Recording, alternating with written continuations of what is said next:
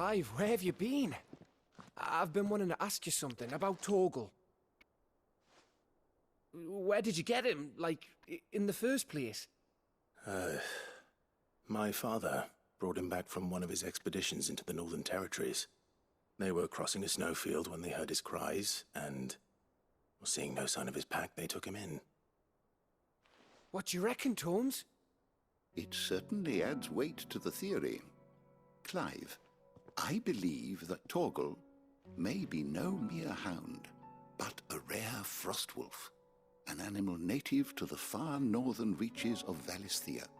In one of our oldest bestiaries, I found reference to a frostwolf who served as guardian to an ancient queen of the north. Such was his mastery over ether, he could cast magics on command. His name was Fenrir. Fenrir the Frostwolf. Now, the annals do not state it explicitly, but I have reason to believe this queen was a dominant of Shiva, a girl from the Northern Territories and her faithful hound. One awakens as the dominant of Shiva, and the other? You're saying that Jill granted Torgal his powers? What? Just like Fenrir. People called him my hound, but Torgal and Jill were inseparable. He grew up as a faithful companion to the dominant of Shiva, and years later, his powers awakened, just when his master needed him the most. You're right. If it weren't for Torgal blasting those bastards to Kingdom Come, Jill would have been for it. Quite. Though Torgal's power is his own, his latent birthright as a frostwolf, it had only to be unlocked. Oh, get you, Torgal!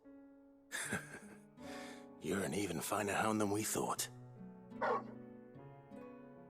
And regarding your original concern, you need not fear for Torgal's health. Why, the beast has the appetite of a behemoth. Just this very morn, I found him with his nose buried in my nuts. Sorry, I took that out of context. There you are! I've been looking everywhere for you. Bernard's here. I need you to introduce us so we can get to work. I shall be a moment. So Torgal's Fenrir, the Frost Hound.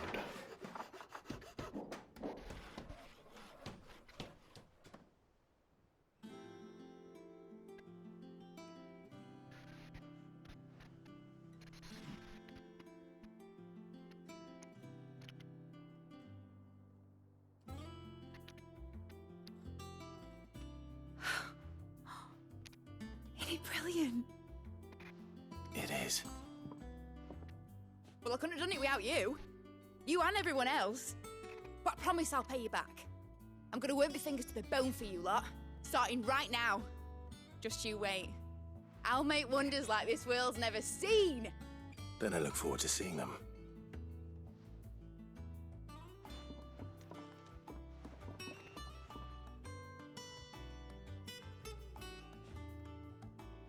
Now that that's settled, I wonder if Vivian's made any progress tracking down Kupka.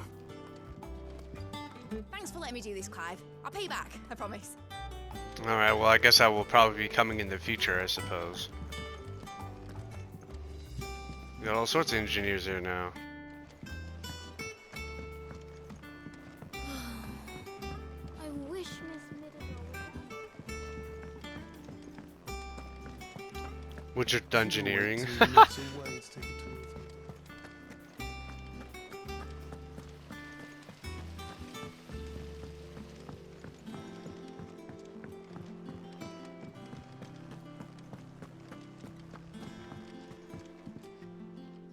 How goes the hunt for Kupka?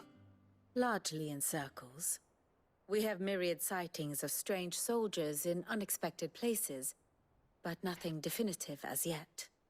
If only we knew for certain by what route he left Rosalith. Well, keep at it. If anyone can piece this puzzle together, it's you. And I'm willing to wait as long as it takes.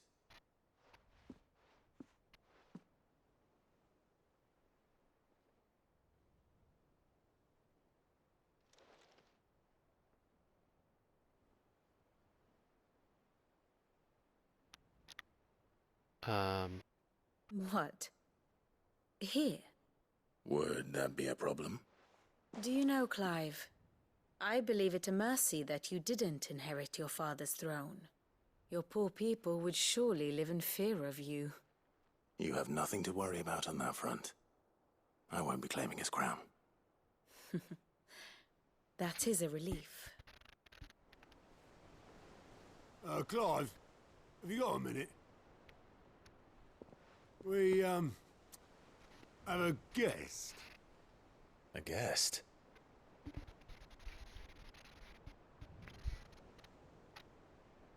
And who might that be?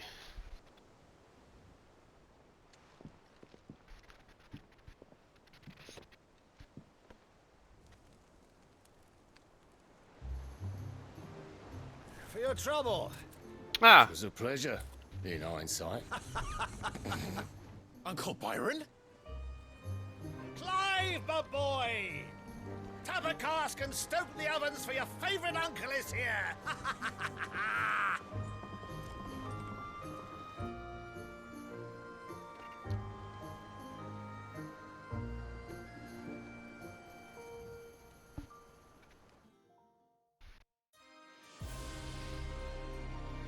oh shit, meanwhile, in Twinside, the Holy Empire Sambrek. Yeah, they're all claiming it now. Seat of the Imperial Court. The Dalmekian government sues for peace. How shall we respond? If they're willing to accept their fault in the matter, I see no reason to refuse them. Still, we must insist on substantial reparations. The Twinside stores are not as bottomless as reported. Aye, and we have many more mouths to feed. We shall just have to have the Dalmecs empty their treasuries for us.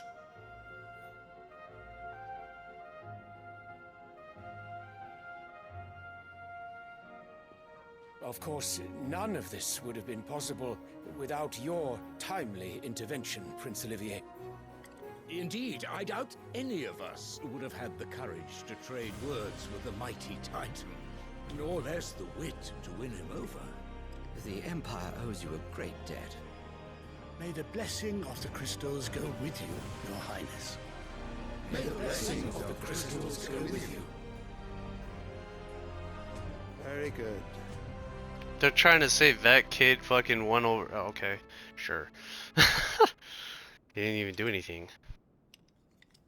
Now, let us come to the question of precisely when the Dalmecs will withdraw their troops. Dion's fire could rid us of them in mere moments. The men of the Fist will not withdraw until a peace treaty is concluded. So let us keep the negotiations open, give them time to gather what gold and trinkets they can, and once they deliver that which we demand, what worth is a piece of parchment? Your Radiance, were Prince Dion to take the field, the enemy would surely send their own dominant to meet him. And while His Highness would of course prevail, there would be heavy losses on both. You need not fear Hugo Kupka. He is engaged on the Western Front. Even were the Dalmecs to send for him, he would not arrive in time. As much as I would enjoy witnessing a clash between Bahamut and Titan, it is not to be. And what of your subjects, Your Radiance? If the fighting spread to the city proper, the people would bear the brunt of it. There will be losses, it is true. Yet for every citizen who falls, another can be bred. For every home that burns, another can be built. The Empire will live on.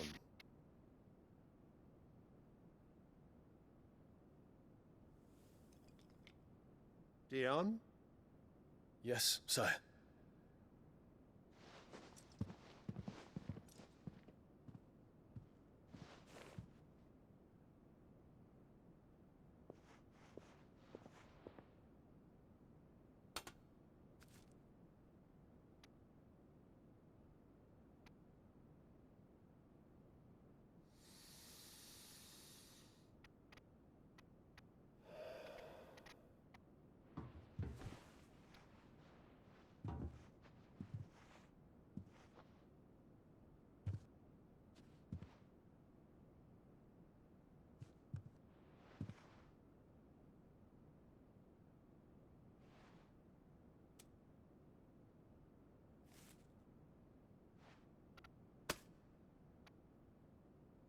Prepare for battle. But sire... Do not make me repeat myself. Return to your camp and await my orders.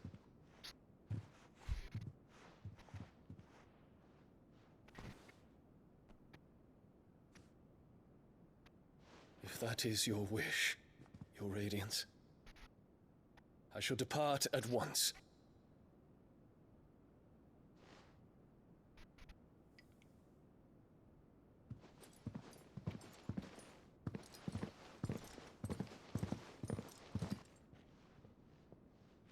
May Gregor forgive you.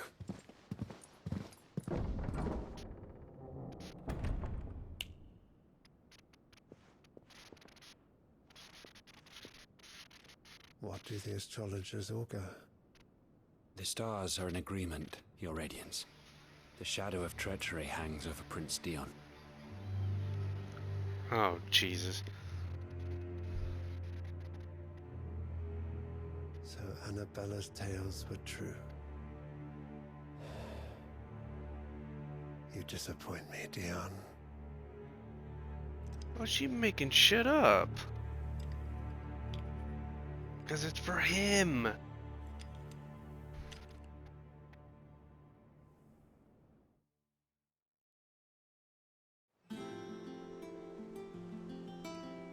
What on earth is Uncle Byron doing here? Only one way to find out.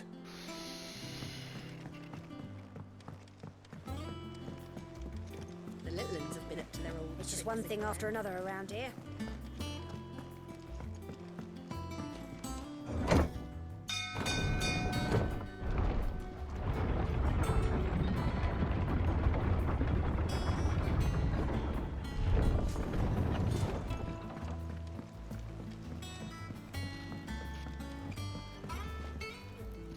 Ah, my dear nephew. How I've missed you.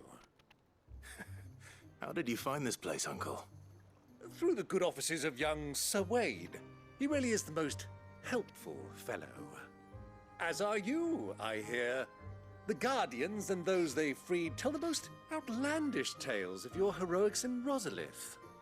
Which is why I came, to learn the full truth of the matter. Sort the fact from the fiction, so to speak. You were working with the Guardians of the Flame to evacuate the people of Rosalith to Port Isolde. I was, aye. Then I have questions for you. Please, come inside, Uncle. Gladly. You there?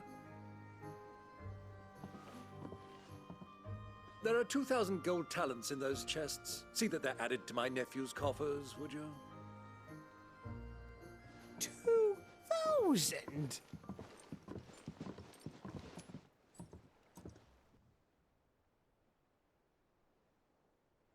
And I'm afraid that is all I know. A fleet sailing south past Port Isolde. Most intriguing.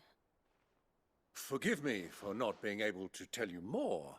I hadn't the faintest idea Kopko withdrew wounded from Rosalith.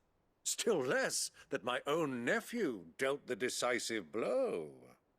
What do you think, Vivian? I think, with this news of the Dalmekian fleet and recent reports of the Royalists' movements, that the final piece of the puzzle has fallen into place. He's probably at the Come here and I'll show you. He's probably at the stone or something. If they moved south, they probably moved them over to... It is known that Kupka's forces entered Rosaria via its unguarded coast. So can the same be said of your visitors from Waloed? Certainly her Royal Navy is famed for the efficiency with which it bears her knights from one battlefield to the next. And in the Ein Herjar, or Black Galleon, she boasts a vessel nigh as swift and every bit as feared as the kingdom's legendary cavalry. A fitting flagship for a land apart, her naval presence being crucial to her ambitions beyond Ash. Yes, it seems safe to assume that the Royalists did indeed enter Rosaria from the sea. So then... Yeah, that makes sense. Had you a vested interest in Titan's survival, whither would you take him? Exactly. Exactly My what I home thought. to Drake's Fang, a place rich enough in ether to conjure the magics needed to mend his hurts. But would that not entail an arduous voyage around the southern cape? Let us say that the Royalists did put ashore with a mind to spirit Kupka away from under your very nose. Could that truly have been their plan for him? To load him aboard one of the ships flying Republican colors sighted off the coast near Port Isolda. To spend weeks at sea, being tossed hither and yon by unforgiving waves, his life hanging in the balance. No. No. The journey would mean Titan's death, and Kupka's faithful creatures would not allow it. So what then was the plan of our Waluda friends? Reports suggest they made not for the coast, but for the desert. And by cutting through the Velcroy, a party traveling light would have Titan back in his bed days before a galley could lurch into port. To wit, it was the Royalists, not the Republicans, who effected Hugo Kupka's safe retreat. I would stake your life on it.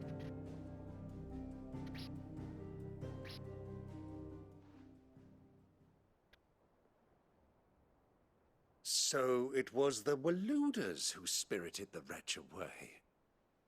Now I think about it, there was something a little strange about the ships I saw. The men seemed almost crestfallen, as if in mourning, as if they believed, or were made to believe, that their master was dead. You have a keen mind, Lord Rosfield. And you have your answer. To find Kupka, you have merely to follow the Royalist trail across the Velcroy. It may well have gone cold by now, but as they say in the Republic, all roads lead to Drake's Fang. Allow me to accompany you part of the way. As luck would have it, I had intended to journey Canberward on business after visiting you here. The Fang would be but a short detour. I'd be glad of the company. Give me a moment to make ready. I need to tell my friends what we've learned. And where we're going. Very well, but be quick about it, my boy. Time waits for no man.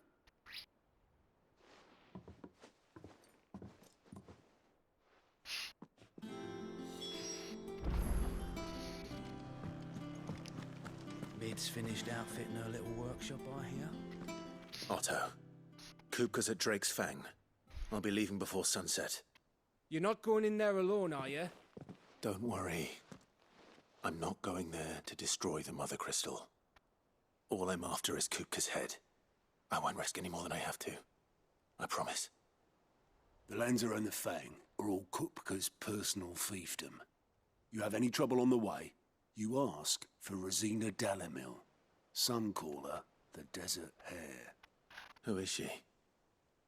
An old associate of Sid's, and only Sid's.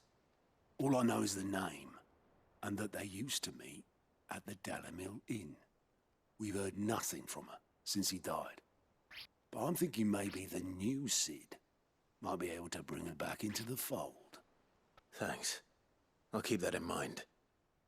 So, what about your uncle? I mean, he's welcome to stay, but... Don't look so worried. He'll be coming with me. Thank fuck for that. Gav, Otto, I'm leaving you two in charge. You can count on us.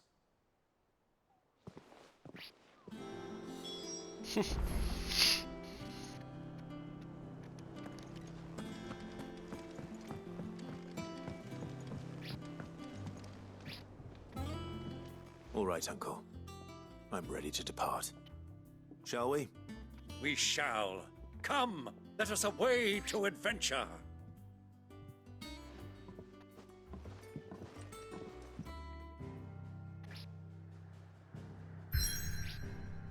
Well, I'm not ready to do that yet, so... I'm gonna take care of the side quest first.